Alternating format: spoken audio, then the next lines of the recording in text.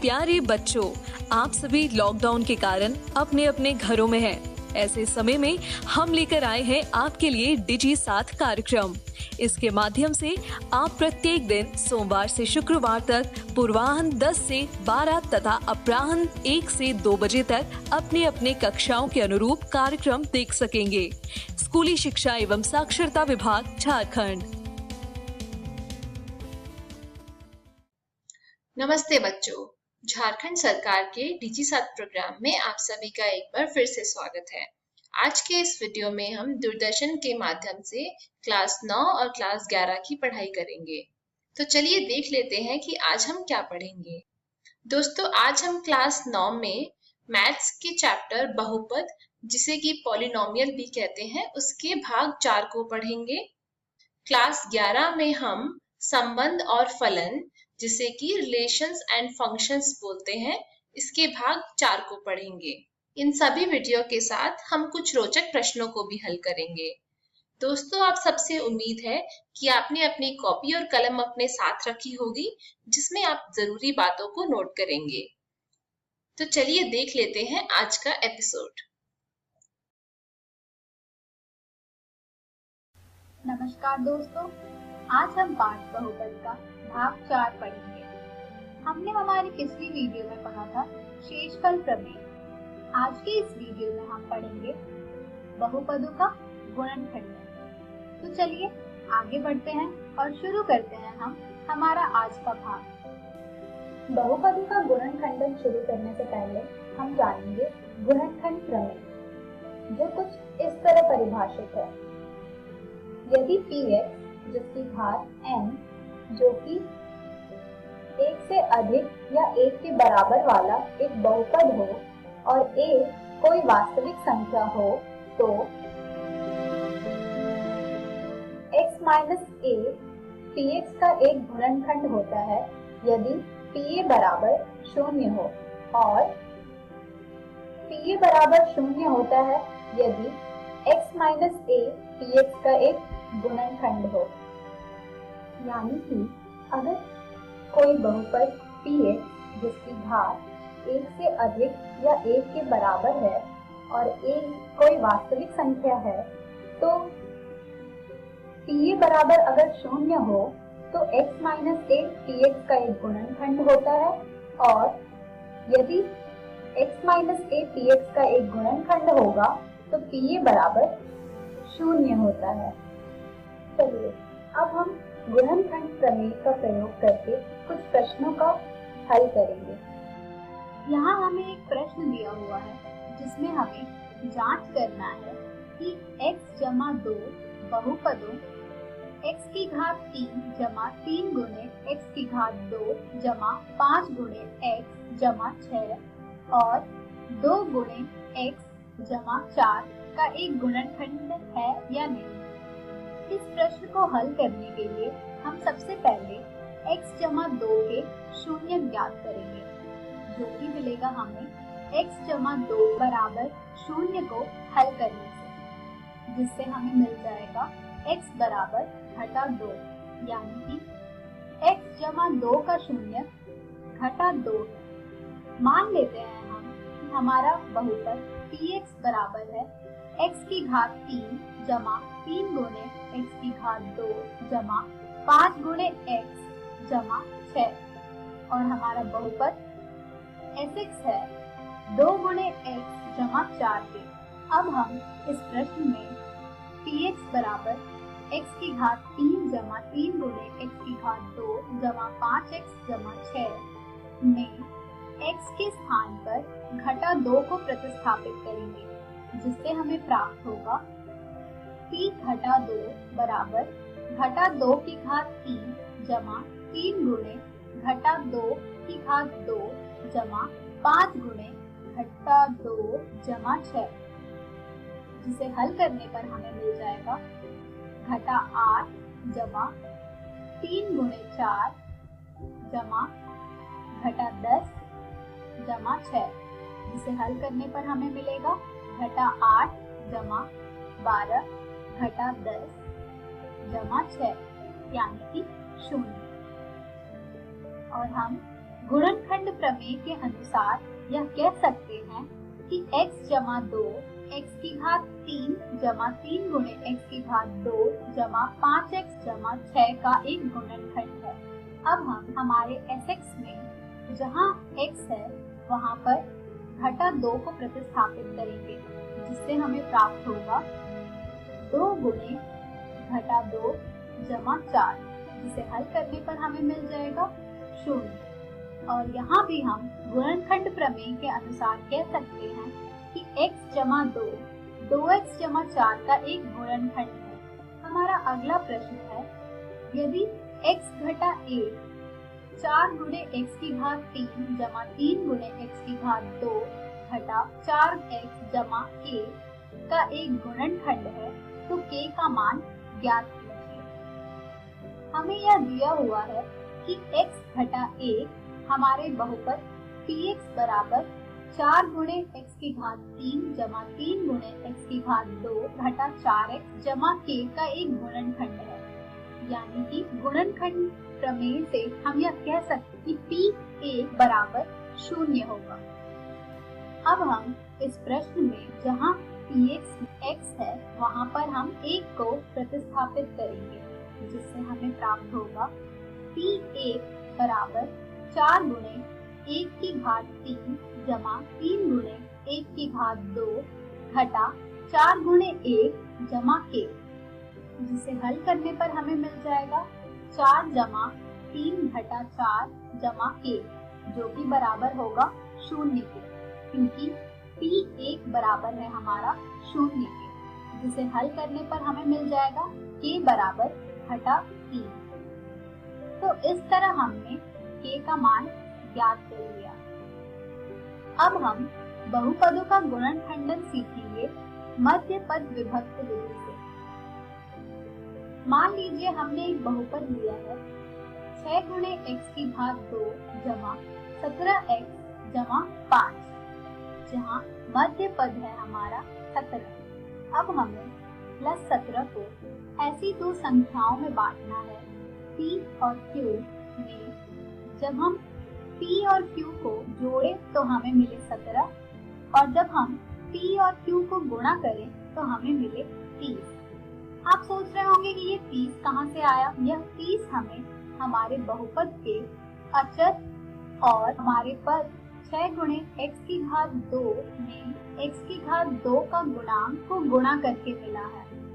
अब हम 30 के गुणनखंड युग्म को देखेंगे, जो कि होते हैं 1 गुणे 30 बराबर 30, 2 गुणे 15 बराबर 30, 3 गुणे 10 बराबर 30, 5 गुणे 6 बराबर 30। इन युग्मों में हमें 2 और 15 के युग्म से प्राप्त होगा 17, यानी कि हम हमारे बहुपद 6 गुणे x की घात 2 जमा 17x जमा 5 को लिख सकते हैं 6 गुणे x की घात 2 जमा 2 जोड़ 15 गुणे x जमा 5, जिसे सरलीकरण करने पर हमें मिल जाएगा 6 गुणे x की घात 2 जमा 2x जमा 15x जमा 5। 6 गुणे x की घात 2 को हम लिख सकते हैं 2x गुणे 3x, और 15x को हम लिख सकते हैं 5 गुणे 3x। अब हम 6 गुणे x की घात 2 और 15x की जगह इन संख्याओं को प्रतिस्थापित करेंगे, जिससे हमें मिल जाएगा 2x गुणे 3x जमा 2x जमा 5 गुणे 3x जमा 5, जिसे हम लिख देंगे 2x गुणे 3x जमा 1 जमा 5 गुणे 3x जमा 1। अब आप सोच रहे होंगे कि हमने यह कैसे लिखा, तो आइए देखते हैं। यहाँ पर 2x हमारे दोनों पदों में है और 5x हमारे दोनों पदों में है, तो यहाँ से हमने 2x और 5 को उभयनिष्ठ देकर लिख दिया है, जिसे हल करने पर हमें मिल जाएगा 2 गुणे 3x जमा 1 जमा 5 गुणे 3x जमा 1, जिसे हम लिख सकते हैं 3x जमा 1 गुणे 2x जमा 5। अब हम बढ़ते हैं हमारे अगले प्रश्न की तरफ। जिसमें हमें बहुपद y की घात 2 घटा 5y जमा 6 का मध्य पद विभक्त विधि से गुणनखंडन करना है। हमारा बहुपद है y की घात 2 घटा 5y जमा 6, जहाँ हमारा मध्य पद है घटा 5। अब हमें घटा 5 को ऐसे दो संख्याओं में बांटना है जिसे जब हम जोड़ें तो हमें मिले घटा 5 और जब हम उन्हें गुणा करें तो हमें मिले 6। ये 6 आया है हमारे बहुपद का अचर संख्या और हमारे पद y की घात 2 का गुणांक जो कि है 1, जिससे हमें प्राप्त हो रहा है 6 उन्हें गुणा करके। अब हम 6 के गुणनखंड युग्म देखेंगे जो कि है 1 गुणे 6 बराबर 6, 2 गुणे 3 बराबर 6, घटा 2 गुणे घटा 3 बराबर 6, घटा 1 गुणे घटा 6 बराबर 6। यहाँ पर घटा 2 और घटा 3 ऐसे युग्म हैं जिन्हें जोड़कर हमें मिल रहे हैं घटा 5, जिनका प्रयोग करके हम y की घात 2 घटा 5y जमा 6 को लिख सकते हैं y की घात 2 जमा घटा 2 जमा घटा 3 गुणे y जमा 6, जिसे हल करने पर हमें मिल जाएगा y की घात 2 घटा 2y घटा 3y जमा 6, जहाँ y की घात 2 को हम लिख सकते हैं y गुणे y और 6 को हम लिख सकते हैं 2 गुणे 3।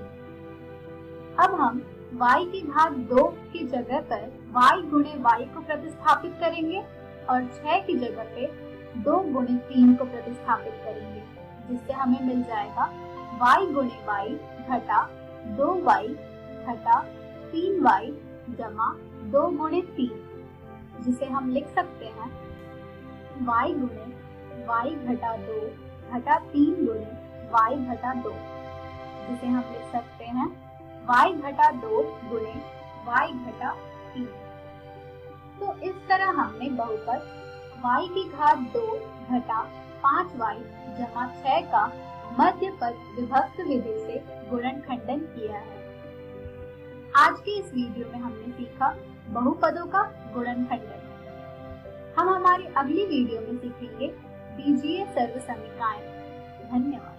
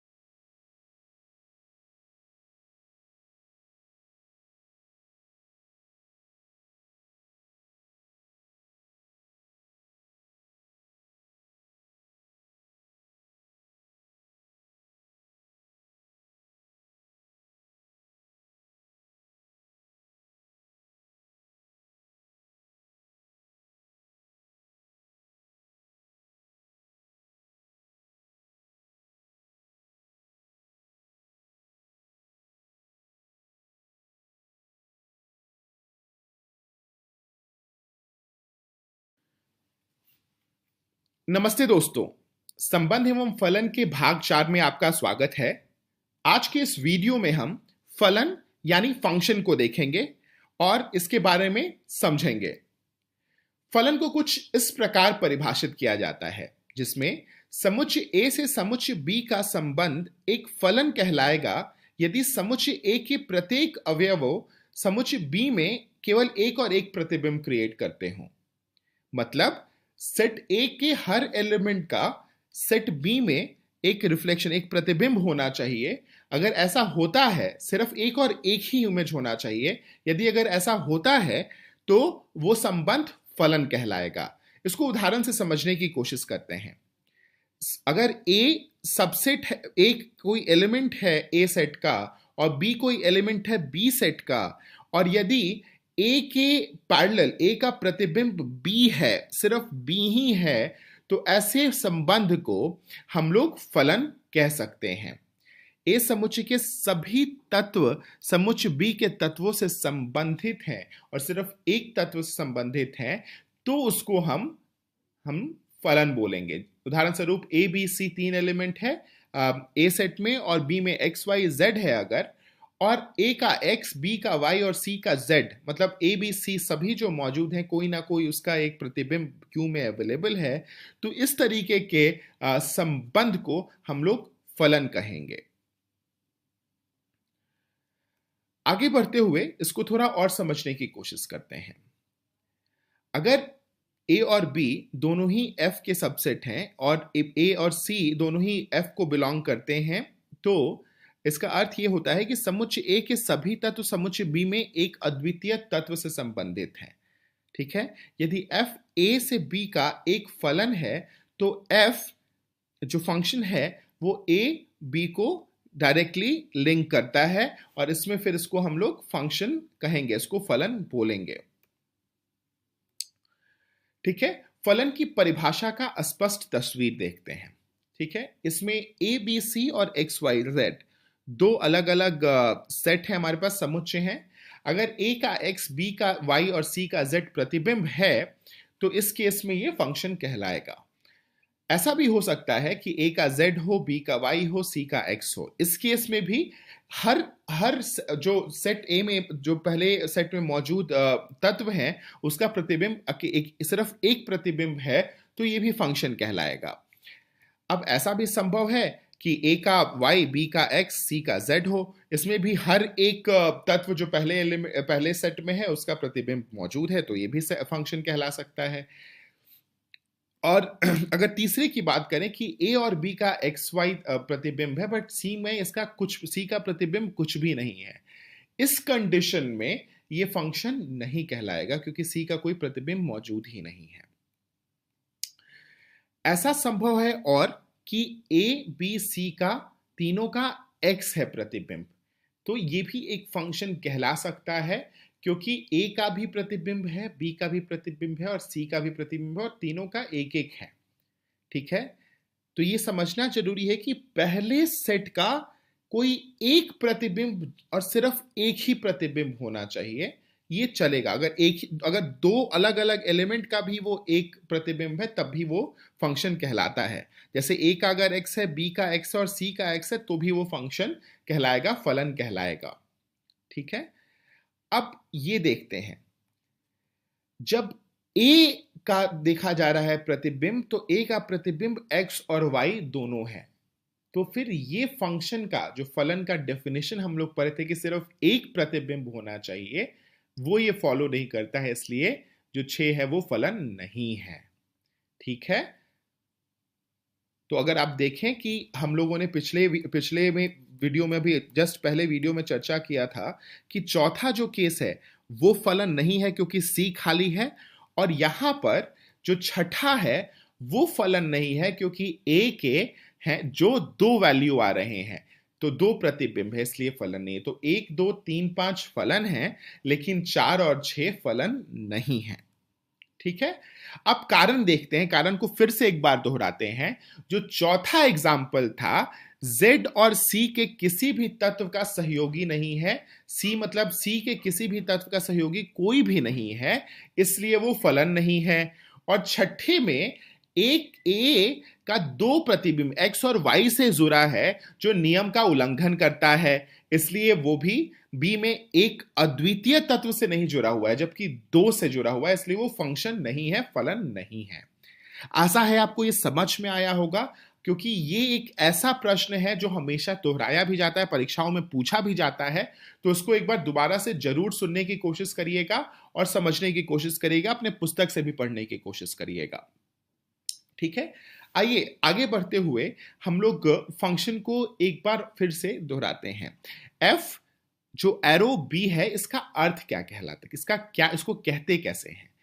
तो इसको कहते हैं कि ए को एफ का प्रांत कहा जाएगा और बी को सहप्रांत कहा जाएगा।